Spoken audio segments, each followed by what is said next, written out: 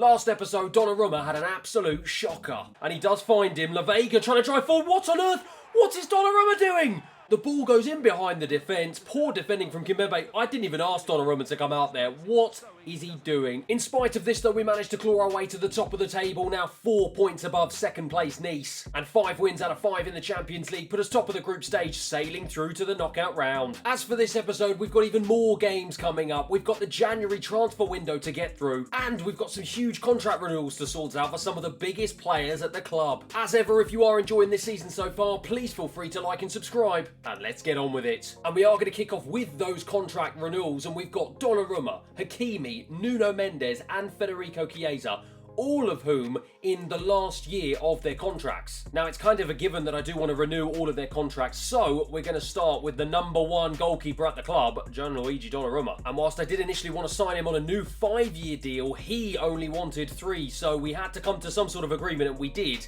And Donnarumma will be staying at the club at least for the next 3 years. Hakimi's up next, and similar to Donnarumma, he only wanted a 3-year contract extension in spite of me offering 5. In the end, he is the best right back on the game, so I had to agree to his terms. He signs a new 3-year deal, and like Donnarumma, stays at the club for the foreseeable future. Now, at 23 years of age, Nuno Mendes was more than happy to accept the 5-year contract extension that I offered, and he was more than happy to accept the massive bump in his salary from $46,000 a week all the way up to $100,000 a week. Well, it's not like PSG can't afford it. And finally, Federico Chiesa. Now, he's had a hard time battling the Brazilians on the left side of that attack. First of all, Neymar for about 3 years. Now, Vinicius Jr., who's just come in the summer. However, he has been a really important player for us. He's chipped in with some massive goals. So he signs a new 3-year deal. And that, like Donnarumma and Hakimi, keeps him at the club for the foreseeable future. And with those contracts sorted out, it's now time to go back to the football. And we're kicking off this episode with a home game against Stade de Reims. And what a way to start. An early goal from Diaby, followed up by 2 Mbappe goals.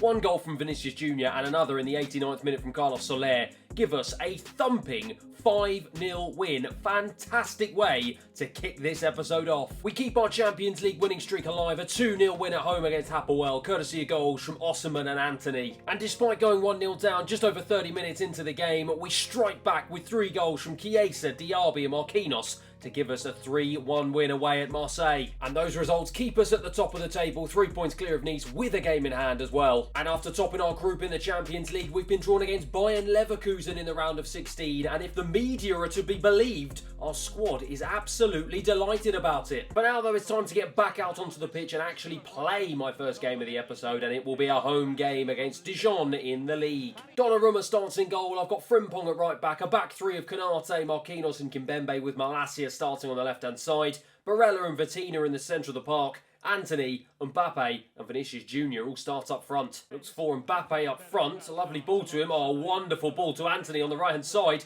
Just going to try and dink this back in. Well headed away by the defender. Jacob now for Dijon. He's looking for the striker up ahead of him. Finds Harris, the 2 most English-sounding players in this French team. Drives into the box. What is he doing? Where is... Oh, my word. I was just about to say, where on earth is Donnarumma for the 2nd episode running? But fortunately, we just kept the ball clear. Going to be Silva with a corner here for Dijon. Just over 20 minutes into the game. Headed into the box. It's Mbappe, of all people, who's back defending. Corner here. Antony will take. Lifts a wonderful ball into the head of Konate. It's off the defender. And it's out for another corner. Vitina can't get there ahead of the defender. It's Frimpong who picks it up. Lays it into Konate. Nice turn away. Strikes it with his left. Right into the defender again. Mbappe just trying to fight with the defender. Does fight with him. Goes for a finesse. It's too easy. Mbappe gives us a 1-goal lead here.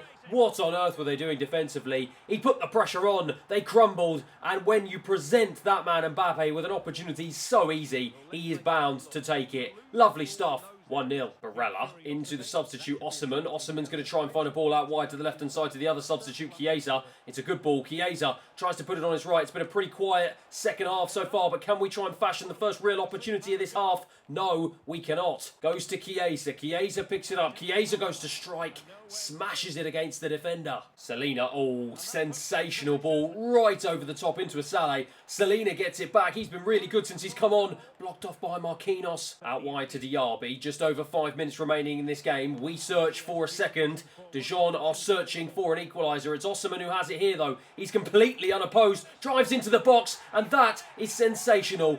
Complete and utter shambles at the back for Dijon, but Osimhen doesn't care, I don't care. We give ourselves a 2-goal cushion, and it's all too easy. Frimpong goes down the line to Barella just as the referee blows the whistle for full time. Game over here. Pretty simple and easy result in the end. Full time, 2-0. And so here we go, the January transfer window is officially open. The thing is, although I've got 248 million to spend, I genuinely don't know where I can improve this squad. Looking through the starting 11, I've got the best rated goalkeeper on the game. All of my defenders are at least 89 rated, 2 central midfielders 91 and 90, and my attacking trio all in the 90s as well. And if we scroll all the way down to my substitutes, every single one is in the mid to late 80s, or even in Anthony's case, rated 90. And even my reserves, the lowest ranked player in my team is Malacia at 83. Now granted, when I bought Malacia, I thought he was going to develop a little bit better than just 83 overall rated, and at 26 years of age, according to his development plan, it's going to take him 65 weeks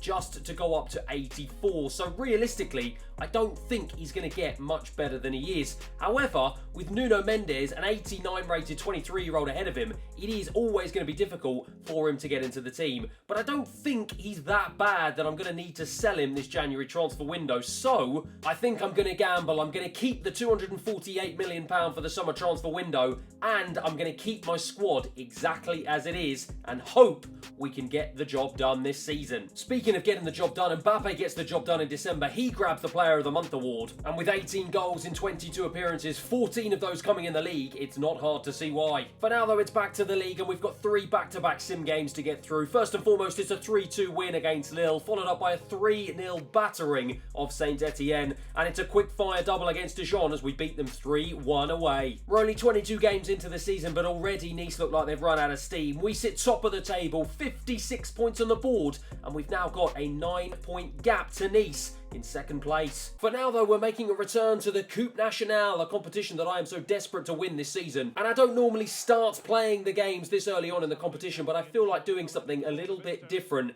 And I am going to kick off with a game against a team I have never even heard of before, called Stade Laval. Howdy, I think, into Neiji. I've got no idea who these players are. Osimhen tries to play a ball all the way over to Anthony. He's getting blocked off by the defender. Can he get there ahead of him? He's tussling, he's fighting. No, he can't. I thought Osimhen was going to be able to get there ahead of the other defender, but he's not.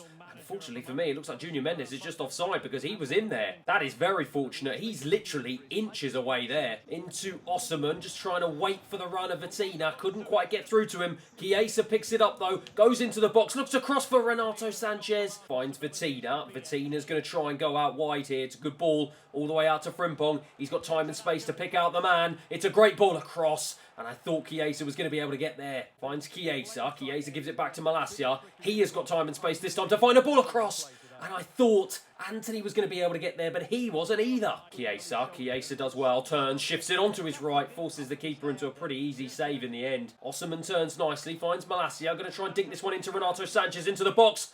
And again, I cannot seem to get my head on these crosses. Finds Chiesa on the left-hand side. He's got Osimhen inside of him. Finds Osimhen. He tries to find the run of Vitina. That is sensational defending. The Stade Laval team have been a pretty tough nut to crack so far in this game.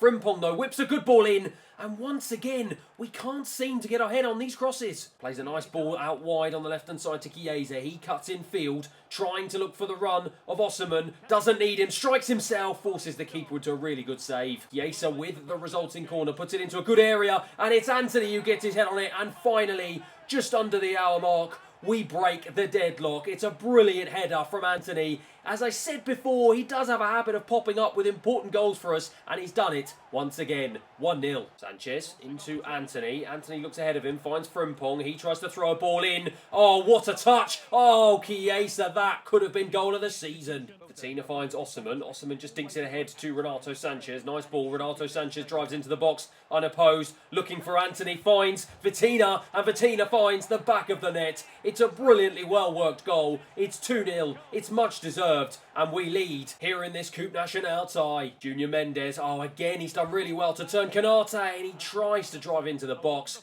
but it was Saliba who did just enough to put him off. Osimhen now finds Renato Sanchez, just going to try and look all the way out wide. Was looking for Frimpong, found Anthony, he dinks it across, looking for Malacia, good ball. Just again, could not get on the end of it. Into Sanchez. I think Laval's heads have dropped here as we are dominating this second half as well. Frimpong tries to just dink a ball in. It's a good ball in.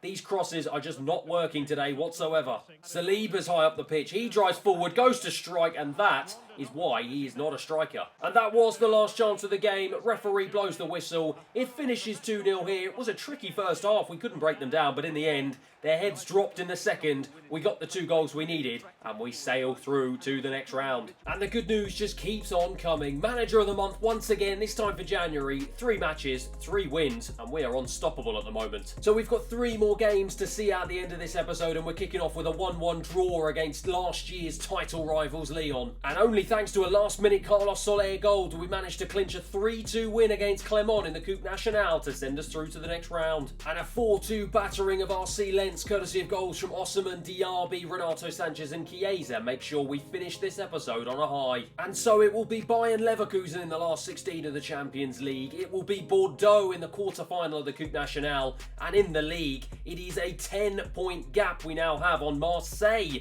in second place. Nice have well and truly fallen off the bandwagon, but we are leading the charge and leading our way to hopefully retaining the title again this season. But that is it for the end of this episode. Thanks everyone for watching. I hope you enjoyed it. If you have, please feel free to like and subscribe, and I'll see you again next time.